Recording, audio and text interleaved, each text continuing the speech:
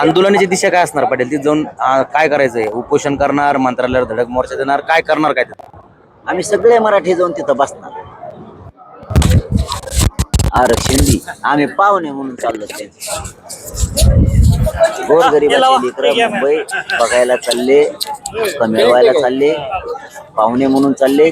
मुंबईतले सगळे जाती धर्माचे लोक आमच्या लेकरांना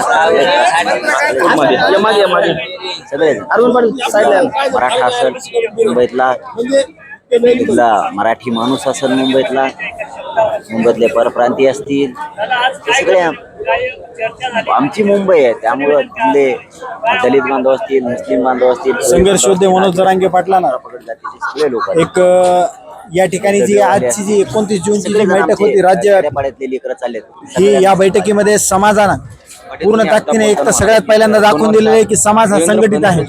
समाज हा संघर्ष योद्धे मनोज जरांगे पाटलाच्या आणि स्वतःच्या मागणीच्या पाठीशी पूर्णपणे ताकदीने उभा आहे. हे आजच्या बैठकीतून पहिल्यांदा तर सिद्ध झालेले. मराठे 27 ऑगस्टला मुंबई